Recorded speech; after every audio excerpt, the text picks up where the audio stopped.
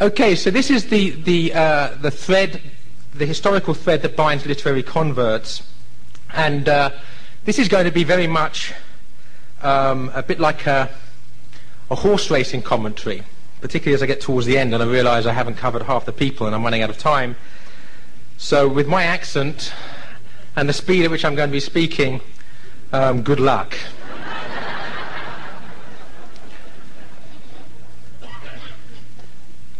But basically, I look upon this talk really as being a little bit like the archetypal American tourist in London, or, to stop myself being lynched here, the archetypal British tourist in Rome.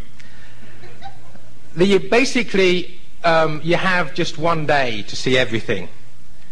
And so what you do, of course, if you have the one day to see everything and qualify for the T-shirt, you jump on one of these buses that takes you through all the sites in about 2 hours.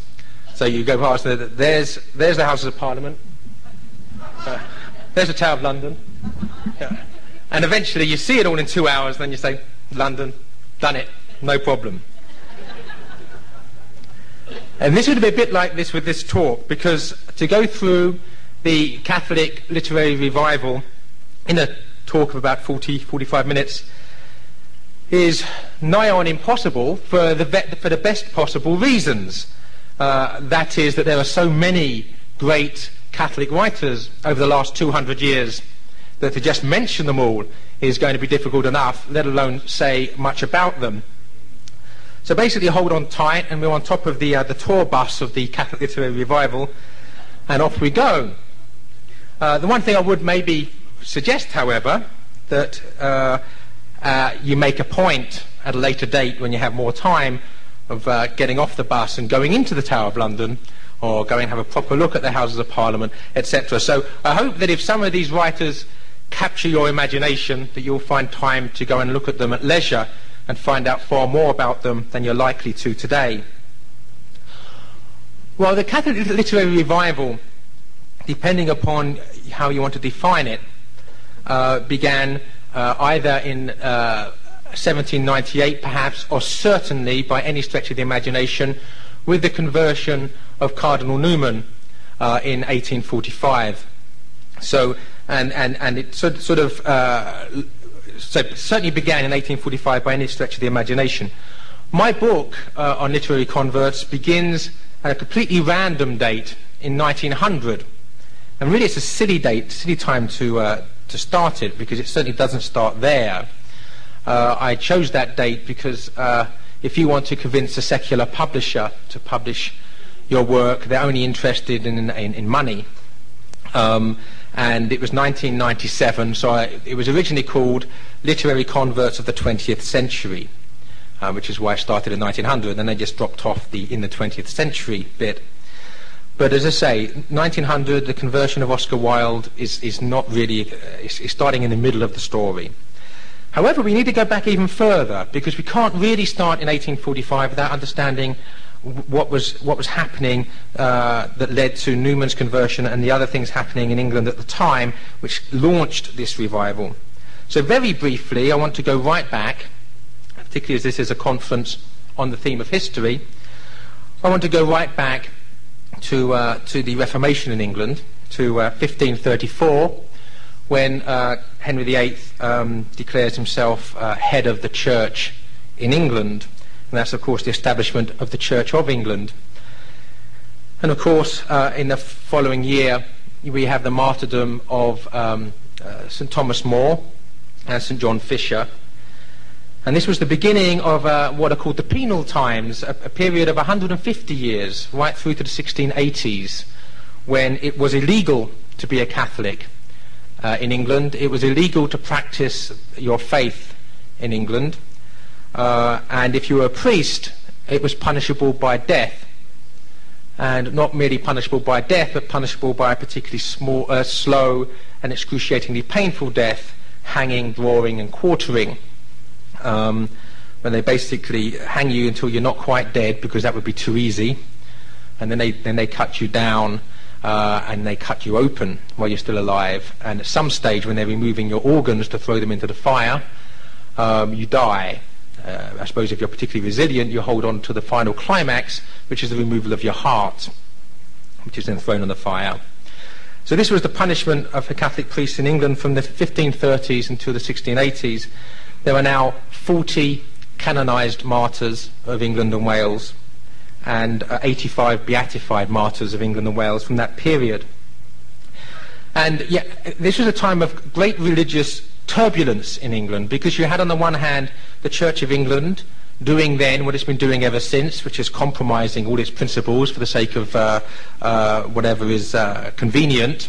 And it's always had within its ranks out-and-out Protestants and people that think at least that are out-and-out Catholics. And you had everything in between.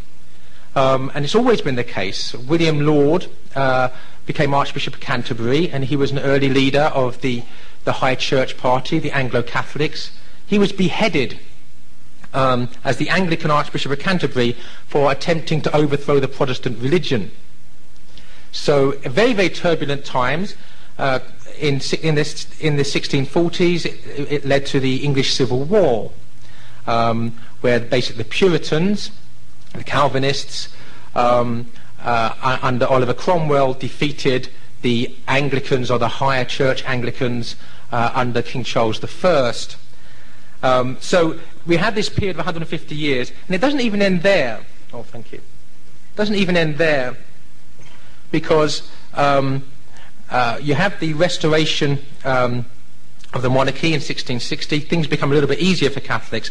But as I say, the last martyrdoms of Catholics were in the 1680s.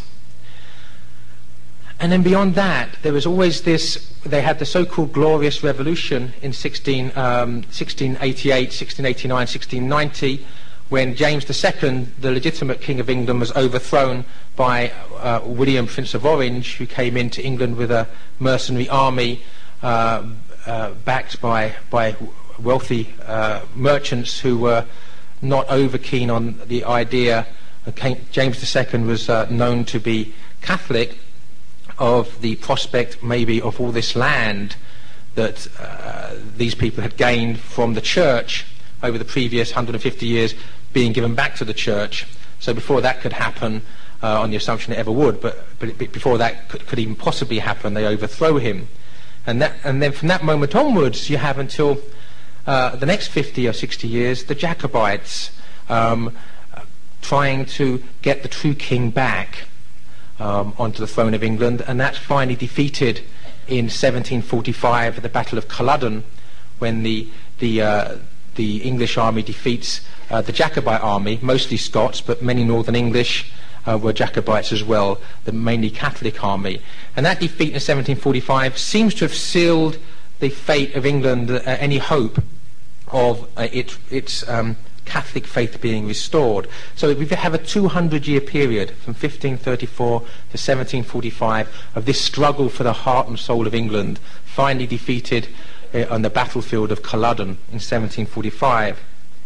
Except, of course, we're Christians, and we don't believe in final defeat, because there's always the promise of resurrection. But by the end of the 18th century, the Catholic Church was at its lowest point ever in England. The number of Catholics practicing their faith in England was down to just tens of thousands. But these tens of thousands are real heroes. They're what are known as the recusant families. And the recusant family were those that refused to go to Anglican services. Now in England, it was illegal not to go to church on Sunday, but it had to be the Anglican Church. If you went to anywhere else, if you were Catholic or nonconformist, you were fined.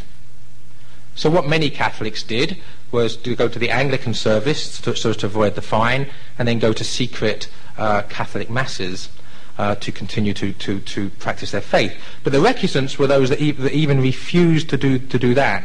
They refused to even go to the Anglican services and paid the fines. The fines were incremental, so only the really wealthy families could do this, and many really wealthy families became considerably less wealthy over the 200 years as a result. So these tens of thousands were a hardcore of heroes and heroines. But nonetheless, it looked as if England could be called a Protestant country. For many times, In Elizabethan times, when they were calling England a Protestant country, it wasn't. A very, very large number of the population of England were Catholics right through this period I'm talking about. But by the end of the 18th century, it had been largely defeated, except for this group of heroes. And what you have in the 18th century is an age in many respects of cynicism. The so-called Enlightenment, which in many respects should be called the Endarkenment, if we were to speak English properly, and also was called the Age of Reason. And again, if we were to speak English properly, it would be called the Age of Nonsense. But basically what it was a period of religious cynicism, the growth of agnosticism and even atheism, and what I call really the period of the worship of the head, or the idolatry of the head, that everything can be explained up here or through empiricism, through science. And then you had, in 1798, which may be where you can say at least the beginnings of the Catholic literary revival began, you had the Romantic Revolution, if you like. And that was really heralded in England. And by the way, I'm only concentrating on England here. The subject becomes too huge if I was to take in France and Germany and Italy, etc. So this is the Catholic literary revival in England I'm talking about. And in England, in 1798, William Wordsworth and Samuel Taylor Coleridge, both formerly agnostic come atheist revolutionary supporters of the French Revolution and very anti-Christian, published their volume of poetry, Lyrical Ballads. And this really was a reaction against this idolatry of the head. Romanticism was in many respects the idolatry of the heart. It was reacting against this, with this. And of course the Church talks about fides et ratio, faith and reason. The two are united. They shouldn't be at war. But what happened in England is you had the whole of society, at least intellectual society, veering towards this idolatry of the head. The Romantics reacted with this idolatry of the heart. However, the original two Romantic poets, Wordsworth and Coleridge, eventually, through their looking at aesthetics, at the nature of beauty, etc., discovered God. And both of them became practicing Anglicans, started going back to church. And in Samuel Taylor Coleridge's case, he really was, for the 19th century, the first third of the 19th century, exactly, or in many respects exactly the same as Chesterton was in the first third of the 20th century. He even called himself STC, Chesterton called himself GKC, so you have these nice convenient acronyms for both of them. But he worked out that truth ultimately was to be found in its fullness in Orthodox Christianity. Now he never became a Catholic, but then we have to be careful because Chesterton wrote Orthodoxy, a book which I defy anybody to describe as anything but Catholic, 14 years before he became one. The fact that Coleridge didn't make the official step doesn't mean that what he was writing wasn't profoundly orthodox in many ways. So these lay the foundations of the light Romantics. I call them the light Romantics. I'll explain why in a moment. Needless to say, it's not Romantics light, not like Bud Light or heaven forbid. I call them the light Romantics because it was a romanticism in search of the light, groping towards the light and largely finding the light. But there was another group of Romantics in England that I call the dark Romantics. And this was certainly Byron and Shelley, and although Keats might roll his eyes at the suggestion he should be put in the same group, to a degree Keats as well, Byron, Shelley and Keats is the dark Romantics. And these are people that they also reacted against this rationalism, this idolatry of the head of the 18th century, with this worship of the heart. Except whereas with Wordsworth and Coleridge, this worship of the heart made them understand beauty, and the beauty took them out of themselves towards objective truth, towards the faith. in the case of Byron, Shelley and Keats, this